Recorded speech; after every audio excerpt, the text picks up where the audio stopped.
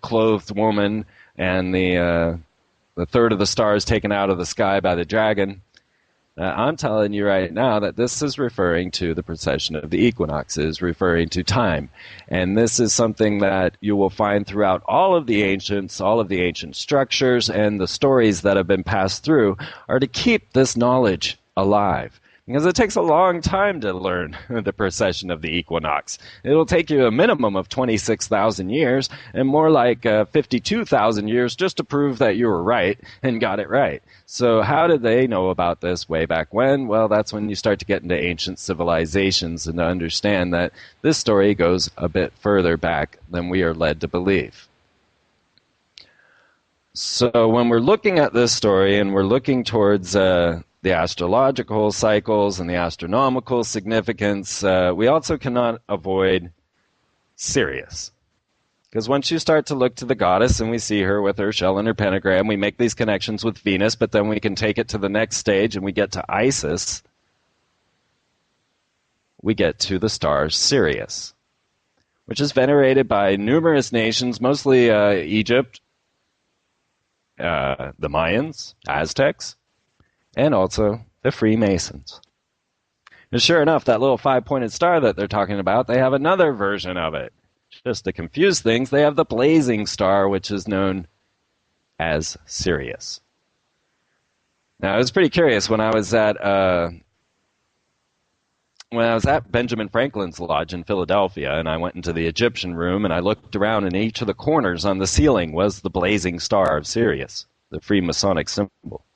But as I looked directly over my head, I happened to notice the Dogon symbol for Sirius, which was another very curious connection to me, going back to the fish people. Much more to come. See you on the other side. This is the Freezone. Reverend Dr. Freeman. No, I wouldn't say the Bible's about God. I wouldn't say Bible's about the higher love.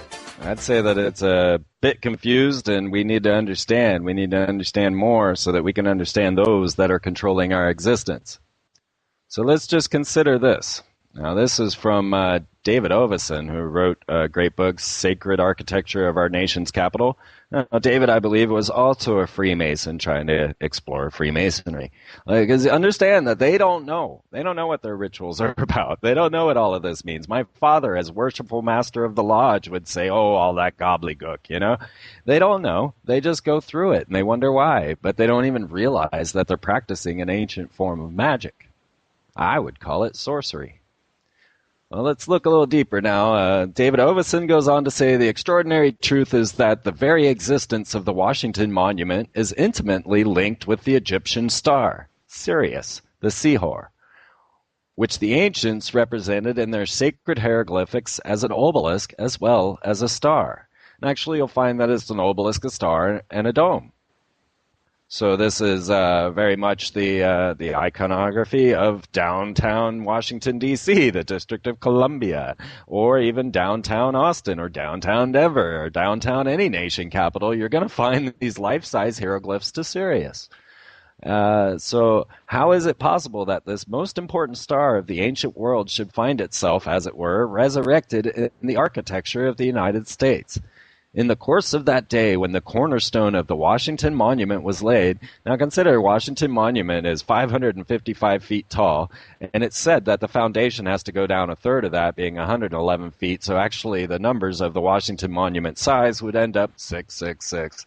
I don't know. I don't believe in the whole story of Satan, and so I'm just looking at it. You know, that's what you get from me is just a unbiased, somewhat unbiased view, just to look, to question, to understand these things. So anyway, moving along, this monument was laid, Washington's monument, as it was, the cornerstone was laid, the sun would have passed over Sirius. Now, I just recently was sent another researcher's information on this type of topic, and he did get into some very interesting things and actually helped compound my new prediction. But what he was talking about was the Roswell connections to July, the 4th of July, and the crash there, the crash of the UFO on Roswell. The sun also was directly in front of Sirius at that moment. Curious connection there. Anyway. Computations clearly show that on the day of the Declaration of Independence was agreed in Philadelphia, the sun was on Sirius. So the laying of Washington Monument's cornerstone, the sun was on Sirius. The day of the Declaration of Independence being agreed was the sun was on Sirius. And then when the UFO crashed in Roswell, the sun was on Sirius. The Mason who first signed the Declaration of Independence would have been aware of the particular significance of the 4th of July as a cosmic event. The day was the second in the so-called dog days. Dog days because Sirius is the dog star, which began on July 3rd, which was actually the day of the Roswell crash. The dog days are so called because they're referred to the rising of the star Sirius. Okay, so Sirius is on the mind of our leaders. Why? We're going to keep digging. I've got my own theories, and I put them out there, and we just are able to explore these ideas without too much worry.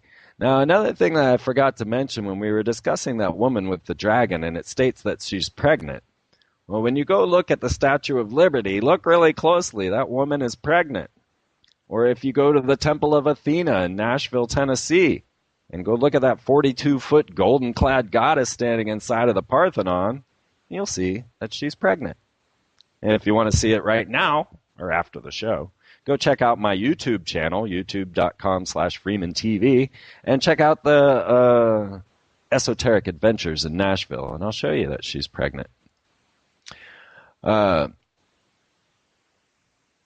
So we're getting to more and more connections. We're starting to realize, okay, that these stories have connections. The picture is coming a little clearer. We got to disassociate certain things with certain words because they get confusing when you have just a story, the story that people made up of Satan being Lucifer, and then that totally confuses all your symbol literacy. So let's start to change our symbol literacy. Let's start to change these terms to the concepts that they are meant to be. So now we're moving into my prediction. We are getting very close. We're looking at the 4th of July. And I am going to get into all of that in the second hour. Got to keep you hanging. So now, as you understand, we live in a Masonic nation. They created everything that we have been trained to be proud of, and they worship Lucifer or Venus. So let's not confuse that with Satan. Even though they put numerous 666s all around us, yeah, I'm sorry, I can't take it. I can't believe that that this would possibly go together with some sort of satanic plan. I mean, really. But yet here they are putting these 666s into our reality constantly. I'm trying to figure out what's going on in the chat room there. I'm wondering if what I'm covering is a bit esoteric. I know that it is. And so, your questions really help. And I had intended to take phone calls, but it took me too long to get through this information because there is so much to get to. So much.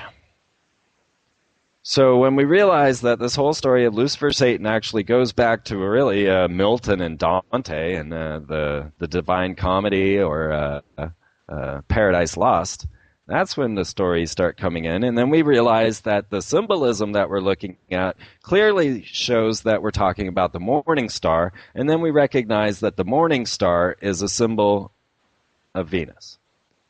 But the morning star, or the day star, is also a symbol of Jesus. Now, how does this fit? When we start to look into Hitler's symbolism, now realize he was a high occult order, member of the Thule Society and all of that, we start to recognize that his symbol, the canted swastika, the swastika being a symbol of the sun, and the cantedness of this is a mathematical equation representing the Son of God. So here again, in Hitler's canted swastika, we have the symbol of Lucifer, the sun god, which is Apollo, which is all the Horus, and is St. John as well. If you look into the symbolism of St. John, you'll find him as the phoenix or the eagle with a circle around its head, and often holding down a serpent which is the flag of Mexico, which gets kind of curious, and we'll get deeper into that later. So we're looking at the Luciferian symbols connected with Jesus. Now, how does this work? Well, when you're in a Masonic lodge, you do a ritual that you are Hiram Abiff, and you're going to be resurrected by King Hiram of Tyre, or King Solomon, I'm sorry. And you are in Solomon's temple, and you are there to be resurrected. You go through the whole ritual, and you do what is known as circambulations, which